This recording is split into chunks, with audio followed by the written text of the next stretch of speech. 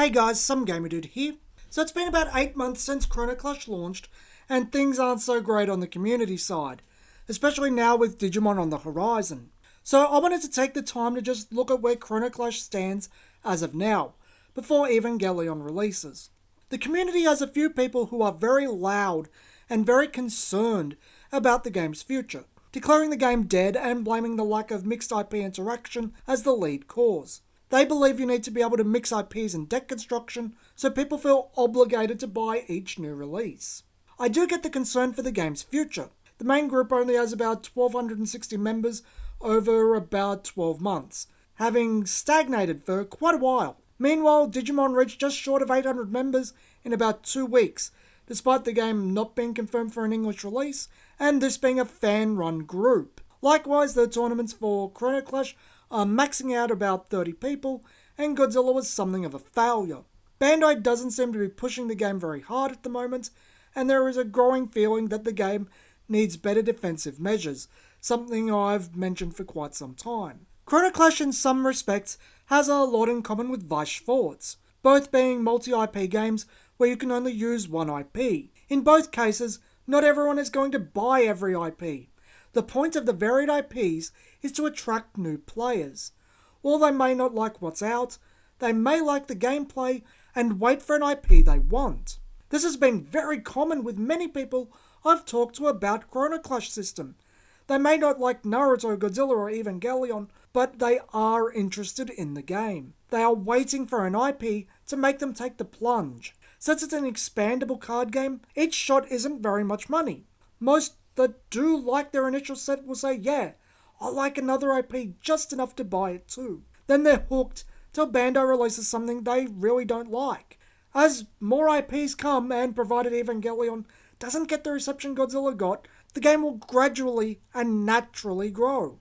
Evangelion having issues like Godzilla will just cause the game to die, but I don't think it will. Chrono Clash System does, however, need Bandai to promote it more. The argument for allowing multiple IPs to inhabit the same deck for the purpose of getting more sales is kinda crap though. You're milking the same players, not attracting new ones. You want to expand. Chances are, most people who bought Naruto bought Godzilla anyway. They both cater to similar demographics. Same goes for Evangelion. Vice doesn't allow you to mix IPs, and it's still going as good as it ever has. However, the argument for cross-IP fighting, something that the rights holders don't allow either, has definite merit. Without it, the game essentially has rotation and will have issues both growing and remaining stable. People won't want to be told they have to buy a specific IP to even play. Buying specific IPs to play and buying specific IPs to remain competitive are very different things. The argument that Bandai isn't trying isn't exactly true. I suspect something might be up with how Bandai is acting. Specifically, I believe that Godzilla ended up as filler. Godzilla was barely promoted, even with promos, and the choice of art source has no expansion potential. Even before Godzilla was out, Bandai moved to promoting the Naruto expansions, and Godzilla is very unusual for a Chrono Clash System core set in its one set of 4 decks instead of 2 sets of 2. It gives a feeling of no confidence in the product, or not even really caring. I don't believe this is the right attitude, but there is probably more behind the scenes that caused this. What is interesting, however, is that with Evangelion coming out, we go back to 2 sets of 2 decks, and Bandai is now supporting the game. Something that is being largely ignored by the fandom. Bandai is now going to issue free demo decks for both Evangelion and Naruto. Notice Godzilla is missing. Notice Godzilla has a different release pattern. Notice that it seems due to the way things are being presented, stores are being asked to have demo games between Naruto and Evangelion. All of this points to something being up with Godzilla. Possibly Toho being the rights holder with issues, not the rest of the involved parties. This is just me speculating, but I think we'll see mixed Chrono Clash tournaments once Evangelion hits, just minus Godzilla. The demo decks point to this being the case. I also suspect Godzilla was hastily thrown together halfway through, hence the lack of balance.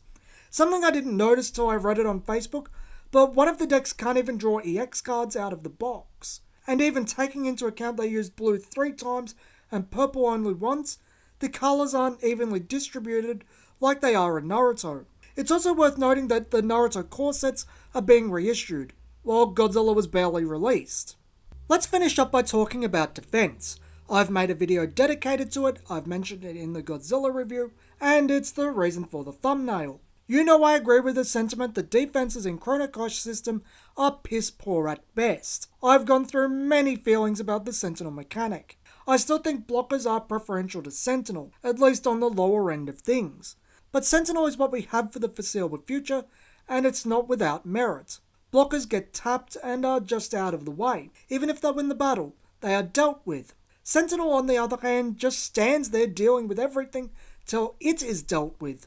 One blocker stops one attack. One Sentinel stops all attacks till it dies. I think it's a worthwhile mechanic. However, I still maintain there are issues. Jump Sentinels are a waste of time unless you can flood the field with them. Unlike a blocker, you can't choose what attack they prevent hitting you.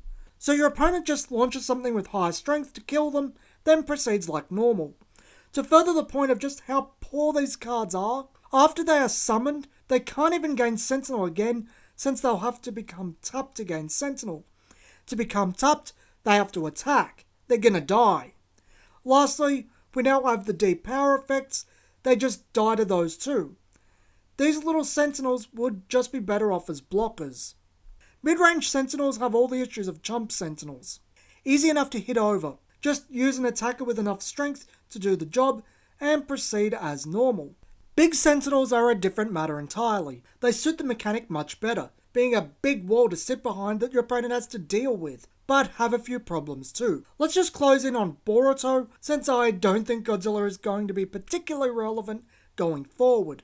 Due to how Sentinel functions, after the turn Boruto comes out, he has to be tapped to have Sentinel become live. Since we don't really have effects that make him tap, he has to attack. Boruto has Guardian Attack +1, meaning he's got 2 chances of having his face smashed in due to how the Guardian stack functions. But most importantly, over the 6 Naruto and Boruto card game main decks, Boruto is the only big Sentinel. The game as a whole desperately needs more of them. The extra battler Sentinels don't matter, since you're not going to be able to use them on the defense. This makes Sakura Uchiha and the new Spear of Longinus and Lance of Cassius bad cards for the game. Not because they're things that are too strong and shouldn't exist, but because they're hate for a card type of which there is only one card of worth using and is itself positive for gameplay. What makes things worse is that the recent Naruto expansions introduced more answers for Boruto.